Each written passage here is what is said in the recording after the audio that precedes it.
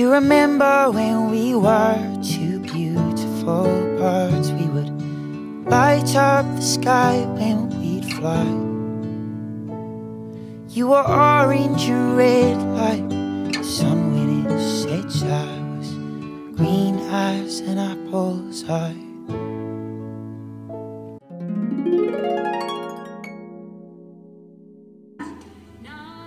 Kembali ke tengah. Kita akan lakukan crane, ya. Kita coba. Kita belum terlalu rendah dulu. Tekuk kaki yang kanan. Luruskan kaki kiri. Kembali ke tengah. Kita akan lakukan crane lebih rendah.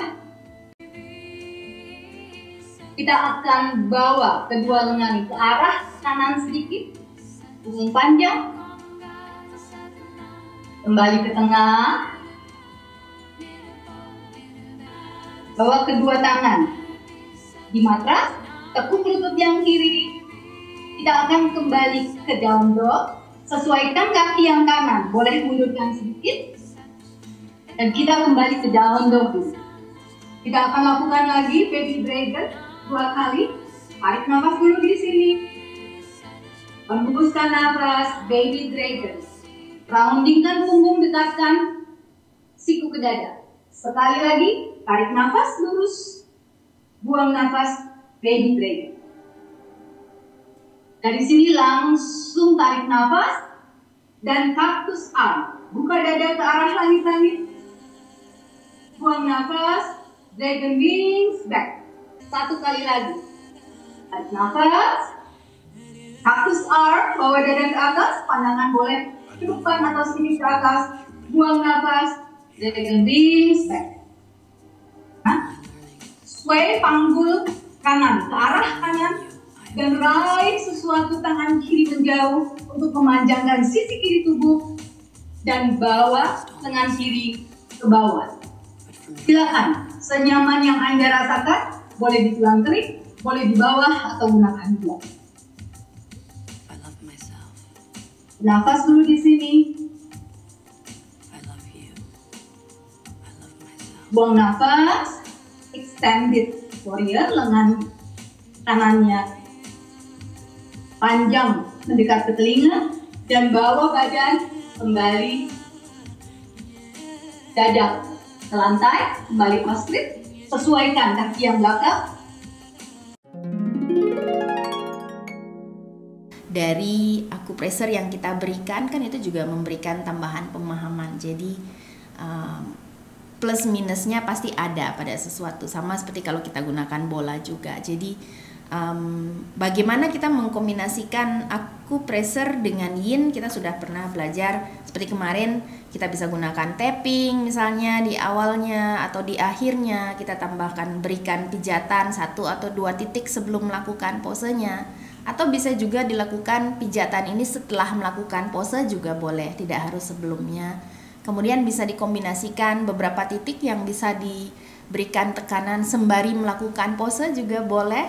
Jadi misalnya kan waktu itu kita sudah pernah juga mencoba kan, pada saat diam di pose kita sambil memijat 1 titik 1 menit, mungkin setelah itu baru posenya benar-benar diam, itu juga boleh.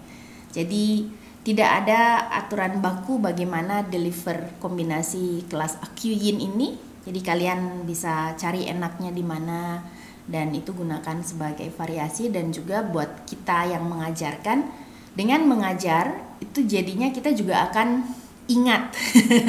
Jadi salah satu triknya menghafal adalah mengajarkan gitu. Pada saat mengajarkan kita pasti persiapkan dulu kan, kita hafalkan dulu beberapa titik ini. Nanti pada saat kita repeat kita jadi lebih ingat gitu. Jadi secara alami juga kita bisa belajar dari apa yang kita bawakan gitu ya. Ada kasus demam berdarah. Demam berdarah itu spleen yang kena biasanya. Jadi kenapa orang DB biasanya nggak bisa makan, trombositnya ngedrop, pendarahan di bawah kulit, itu semua spleen punya. Jadi pada saat DB kita masih bisa memiliki nafsu makan, itu biasanya trombositnya nggak terlalu ngedrop. Kemudian setelahnya pun, jadi dari pengalaman saya 2 kali kena DB, yang pertama itu DB pada saat saya ada workshop, jadi pas demam Jumat, Sabtu Minggunya workshop. Jadi itu udah nggak bisa makan itu. Jadi sama sekali nggak bisa makan dan akhirnya muntah. Nah itu trombositnya langsung turun. Pada saat opnam di rumah sakit itu kan dicekokin obat pasti kan. Sementara saya jarang minum obat gitu. Kalau namanya rumah sakit pasti obatnya obat yang ya lumayan kenceng semua kan. Jadi habis sakit badan saya lama sekali pemulihannya, lemesnya lama. Jadi rambutnya rontok parah, energinya nggak pulih-pulih gitu. 2 mingguan itu masih agak lemes gitu. Lebih banyak karena sebenarnya faktor kalau kita sakit kan sel-sel banyak mati ditambah obat-obatan kimia kan. Nah yang kedua kali itu saya pas DB-nya saya nggak pakai obat dokter, jadi murni hanya pakai herbal. Jadi yang saya rasakan pada saat kena DB itu saya masih bisa makan. Jadi nafsu makannya masih ada, meskipun tentu tidak seperti saat sehat ya, tapi makan masih bisa masuk badan. Padahal kalau dipikir demamnya lebih tinggi pada saat yang saya yang kedua ini, tapi di sana nggak lemes gitu, jadi masih cukup oke gitu. Dan ditambah kalau spleen itu biasanya pada saat DB itu lembab dia, makanya kita ngerasa berat. Kalau DB itu pasti kepalanya terasa berat gitu, sakit. Nah itu biasanya digunakan jahe untuk mengurangi kelembaban, dan saya waktu itu minum rebusan bit dan angco itu untuk menaikkan trombosit. Itu cepat sekali naikin trombosit. Dan hari ke-7 setelah saya kena DB itu saya mulai mengajar. Jadi nggak ada waktu istirahat. Istirahatnya pas demam aja 5 hari.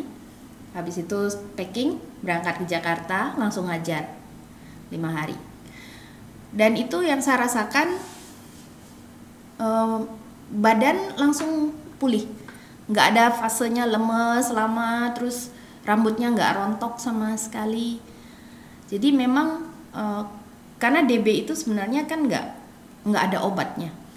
DB itu hanya mengandalkan kekebalan tubuh kita gitu. Obat-obatan itu hanya untuk mengurangi sakit, mengurangi demam, itu aja biasanya, dan menunggu tubuh untuk pulih itu. Jadi nggak ada obatnya. Dan pada saat tubuh kita sudah semakin tua gitu kan, kemampuan tubuh dalam menghandle zat-zat kimia juga kan sebenarnya berkurang. Jadi seringnya tubuhnya malah keok itu karena kebanyakan obat-obatan gitu. Jadi justru badan akhirnya kesulitan gitu untuk memperbaiki. Kemudian spleen 10. Sea of Blood.